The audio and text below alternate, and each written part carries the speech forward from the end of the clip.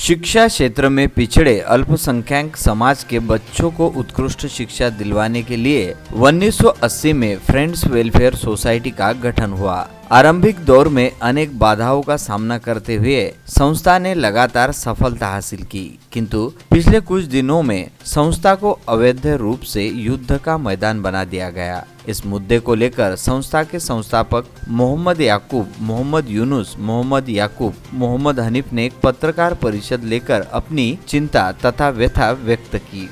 दोनों पदाधिकारियों ने संस्था की प्रगति का पूरा श्रेय समाज बंधुओं को दिया, लेकिन साथ ही उन्होंने इस बात पर चिंता जताई कि जिस संस्था का नाम उत्कृष्ट शिक्षा और पारदर्शी कामकाज के लिए लिया जाता था, कुछ लोगों ने उस संस्था को लड़ाई का मैदान समझ लिया। दोनों ही पदाधिकारियों ने चुनौती भरे लहजे में कहा कि ऐसे लोगों को यदि समाज की इतनी ही चिंता है तो वे दूसरी संस्था बनाकर उसे चलाकर स्वयं को साबित करें। उन्होंने इस कार्य में अपना भी योगदान देने का भरोसा जताया। संस्था की प्रगति में अभी तक साथ देने वाले सभी वर्गों के प्रति कृतज्ञता व्यक्त करते हुए उन्होंने कहा कि यह संस्था समाज की संपत्ति है, इसमें सभी का योगदान है। हम तो केवल समाज की शैक्षणिक उन्नति का जरिया है आदि विषय पर उन्होंने अमरावती क्राइम न्यूज को यह जानकारी दी।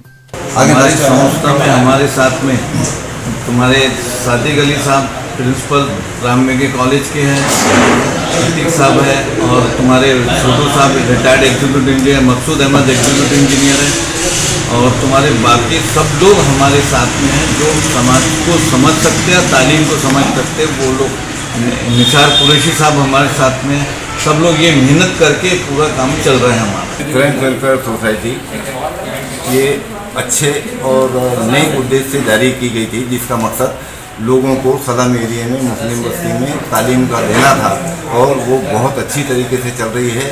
और अल्लाह के फजल से पूरे महाराष्ट्र में उसका नाम है। यहाँ से कई नेशनल खेलने वाले बच्चे भी हमने पैदा किए, कई डॉक्टर और इंजीनियर हमारे स्कूल के आज देश की सेवा कर रहे हैं, और वो जिस टाइप से देश की सेवा कर रहे हैं हम उनको बनाने में सेवा कर रहे हैं। मेहरबानी करके बाकी लोग जो वर्गला रहे हैं लोगों को ज़मीन हड़पने का और जो झूठे जो इल्ज़ाम लगा रहे हैं, ये सारे के सारे गलत है। कागज़ पे कुछ अलग है। लोग अपने मकसद के लिए गलत सलत कुछ भी बोलना चाहते हैं, उन लोगों से बचें और जो सही है उसका साथ दें।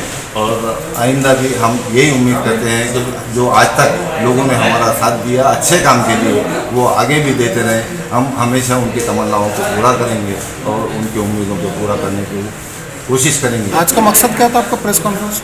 आज का मकसद प्रेस कॉन्फ्रेंस का ये है, जो इलेक्शन में हमारे बाधा डाली गई, स्कूल को ताला लगा दिया गया, उसकी वजह से हमको दूसरी जगह इलेक्शन लेना पड़ा। उसके बाद में प्रेस कॉन्फ्रेंस लेकर झूठे इल्ज़ाम लगाए गए कि ज़मीन हड़प ली जा रही, और उसमें यानी 2020 में जो डिसीजन आया वो चैरिटी कमिश्नर का इलेक्शन का डिसीजन नहीं है, वो 41 की एक कलम थी जो हमने उनके अधिकार मांगे थे, वो अभी उन्होंने नहीं दिया। इसके एवज में उन लोगों का इल्ज़ाम था अपोजिशन पार्टी का कि आप ज़मीन हड़पना चाहते हैं। सोसाइटी की ज़मीन कैसी हड़पेंगे जब हमने इतनी मेहनत करके उसको बनाया है, स्कूल की बिल्डिंग हमने इतनी मेहनत करके बनाया है, और उसका नुकसान हम कैसा बर्दाश्त करें। हम तो ये चाहते हैं हम रहे या कोई और रहे, सिर्फ ये आबाद रहे और अपने उद्देश्य को पूरा करे। ये संस्था में आपके कितने सालों से झगड़ा चल रहा है? ये संस्था का फाउंडर मेंबर में। अभी जमीन किसके नाम पर है? जमीन संस्था के नाम से, फ्रेंड्स वेलफेयर सोसाइटी के नाम से। ये कितने सालों से झगड़ा चल रहा है? ये अभी 2-3 साल हो गए, 3-4 साल। यानी उनकी चेंज रिपोर्ट के बाद में उनको चैरिटी कमिश्नर ने एक्सेप्ट नहीं किया। लीगली तौर पे वो अंदर नहीं आ सके, तो ये लीगल तरीके अपनाकर धौक देकर डरा धमका कर ये गैर तरीके से ताबा करके ये ताबा बता, वो ताबा बता, यहाँ ताला लगा, वहाँ ताला लगा करके उसको काबिज करने की कोशिश कर रहे हैं, और ये करने वालों के ऊपर में झूठे इल्ज़ाम लगा रहे हैं, जिससे संस्था का बच्चों का बहुत नुकसान होने लगा है। धारनी में लगभग 33 महिलाओं के साथ धोखाधड़ी करने वाले आरोपी को पुलिस ने गिरफ्तार किया है। बचत समूह की महिलाओं ने 1,100 रुपए भरे तो उन्हें 40,000 रुपए मिलेंगे, ऐसे कई तरह के प्रलोभन महिलाओं को दिए जाते। अवधूतवाड़ी पुलिस ने यवतमाल में एक ठगबाज को गिरफ्तार किया है। बचत समूह की महिलाओं को वे प्रलोभन देकर ठगता था। धारनी में बचतगढ़ समूह की 33 महिलाओं से गुंडा ने इंश्योरेंस निकालने के बहाने हर महिला से 1,100 रुपए जमा किए, जिसके आधार पर महिलाओं ने पुलिस में शिकायत दी। उस अनुसार पुलिस ने कार्रवाई की।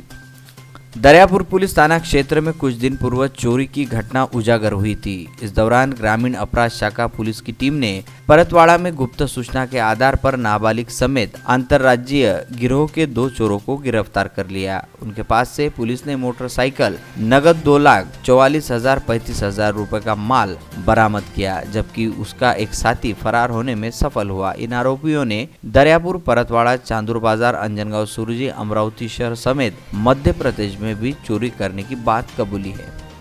महाराष्ट्र के पुणे में सीरम इंस्टीट्यूट ऑफ इंडिया के नए प्लांट के टर्मिनल 1 गेट में आग लग गई। आग लगने की वजह अभी तक साफ नहीं हो पाई। मौके पर दमकल की गाड़ियां पहुंच गई और आग बुझाने का काम किया। सीरम इंस्टीट्यूट ऑफ इंडिया यह कोरोना वैक्सीन कोविशील्ड बना रही थी, जिसकी आपूर्ति भारत समेत कई देशों में की जा रही है। बताया जा रहा है कि पुणे के मंजरी में स्थित सीरम इंस्टीट्यूट ऑफ इंडिया के नए प्लांट में आग लगी है। 300 करोड़ की लागत से बने इस प्लांट में कोरोना वैक्सीन कोविशील्ड का बड़े पैमाने पर प्रोडक्शन करने की योजना है।